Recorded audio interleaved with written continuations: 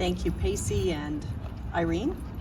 Do you want to come and be next to me? You are the reason we're all here. Pacey, are you okay with coming and standing by me?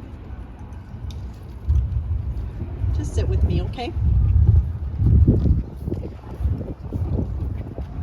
All of these people here, they're here for you, buddy. And Irene. Thank you everyone for coming out and showing your support to the Dumas family. They have been through one hell of a lot for the last 2.5 years, and they continue to be devastated from various incidents following what happened in December of 2020 by the police. And having this many people, friends, and complete strangers showing up to show their support and stand by their side is immensely powerful and important. For those of you who may not know the details of this incident, December 9th, 2020, the Edmonton Police Service officers came to the Dumas residence to investigate a complaint about a dispute that had occurred a little bit earlier in the evening between teenage friends. It had ended, but there was an allegation that someone was in possession of a knife. So of course the police properly turn up to investigate. They came to the Dumas door. Blair, 19 years old at the time, and Pacey, 18 years old, came out voluntarily, cooperated fully with every direction that was given to them by the police. Blair laid face down on the ground as he was directed and was immediately handcuffed. Pacey also laid down on the ground as he was directed, but was not immediately handcuffed. Instead, numerous officers surrounded him with guns drawn, one or two of them, a police dog nearby, and one officer in particular continued to yell repeatedly at him. Constable Ben Todd. Ben Todd,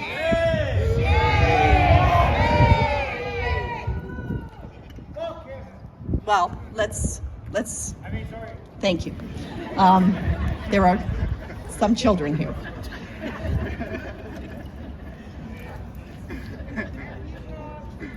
So instead of handcuffing Pacey Dumas at the time with his hands behind his back and not in his pockets, and that is according to an independent eyewitness, one officer took a swinging kick directly at Pacey's head, described as if he was kicking a soccer ball.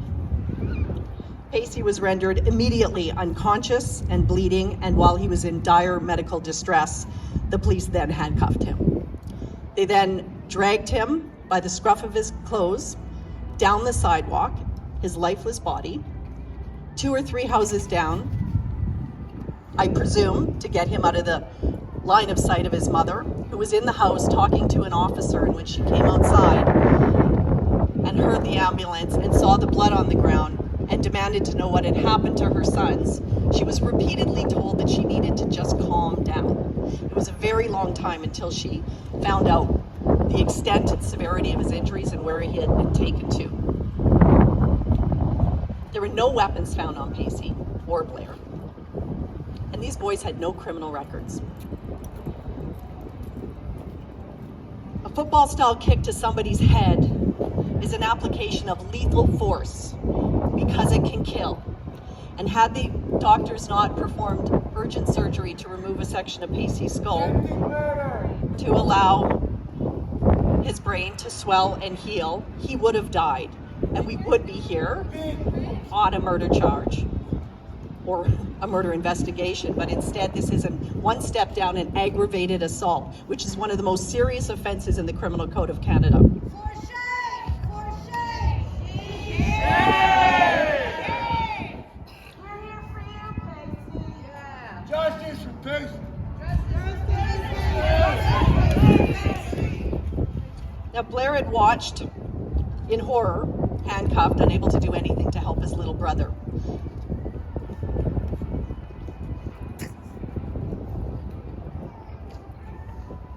here for you, Mom.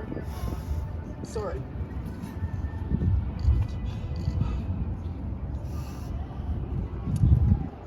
A year later, 15 months later, after Pacey struggled mentally and emotionally with the knowledge that he witnessed something he could not help, this family was devastated again with the loss of Blair as he succumbed to his depression.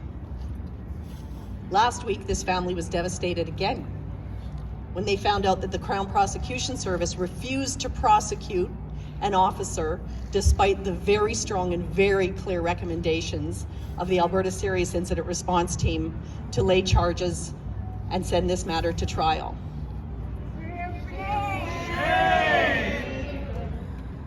This isn't just an insult to the Dumas family. This is offensive to us all, including the majority of women and men in police uniform who go to work every day with integrity and with a commitment to uphold the law, and who do respect the limits of their authority. Those good officers are disappointed in this result as well. This is a dangerous message to give to rogue officers who do abuse their authority, because it says whatever you do, you can do it with impunity. This erodes community trust in police, and that's a dangerous place for a community to be.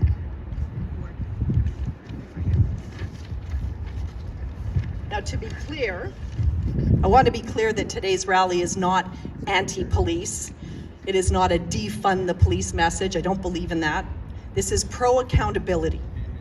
What the police did to the Dumas family is wrong, but what the Crown Prosecution Service is doing is equally wrong, maybe worse. Today is about reform to police oversight, and the problem isn't with ASIRT, the Alberta Serious Incident Response Team. For 15 plus years, ASIRT has functioned as the independent investigation agency. Their mandate is to conduct impartial investigations of serious incidents of harm when people are in police custody. They are a team of experienced investigators, lawyers who have Crown prosecution experience, retired police officers who know use of force, some of whom have been previous experts in use of force, who trained other officers in use of force tactics. When they investigate a complaint of excessive force, they know what they're talking about. And the executive director of ASIRT, Michael Ewenson, wrote a report, who is a respected Crown prosecutor before coming to this role as executive director, as was Sue Hewson, the previous executive director, and they made a very clear recommendation for criminal charges against this officer. Their professional opinion was that charges are warranted, and the Crown Prosecution Service should not be able to just sweep this under the carpet and walk away. Now, this is where the system is flawed, because the politicians will talk about reforming police oversight and creating some new governing or new agency like ASIRT, a larger one, a broader perspective, but that will change absolutely nothing if at the end of their investigation and recommendations for criminal charges, the prosecution service can simply say, no thanks, we're not interested. Now, I want to read for you the 8-page summary decision of the executive director of ASIRT, which is on the ASIRT website and available for anyone to read. But I want to show you how strongly worded the recommendations for charges were. And I quote, "While the law recognizes that police officers operate in dynamic situations, it is difficult to see how the life of any officer was threatened by the 90-pound Pacey Dumas, who was lying on the ground and covered by multiple officers with a range of weapons and a police dog. The officer's statement in his report that he did not have time to command one of the other officers who were directly next to him and were less lethal options is not believable. The officer's role was lethal cover with his carbine rifle.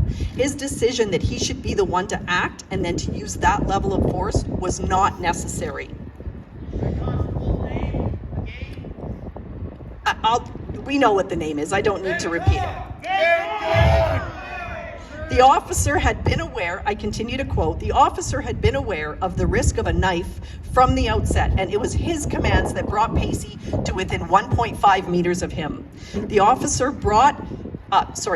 officer used Pacey's location close to him to justify his immediate and serious use of force. Overall, the officer acted in a hasty and violent manner. There were therefore reasonable grounds to believe an offense was committed," and that's the recommendation that went to the Crown. You know what came back? One sentence. On March 30th, the prosecution service provided an opinion to ASIRT that recommended no charges against the officer. And to emphasize the dissatisfaction and, I dare say, disgust at this decision, Michael Ewenson concluded, this does not mean that the officer's conduct was appropriate. It showed a shocking lack of judgment and disregard for the life of Pacey Dumas. The public expects significantly better from a police officer.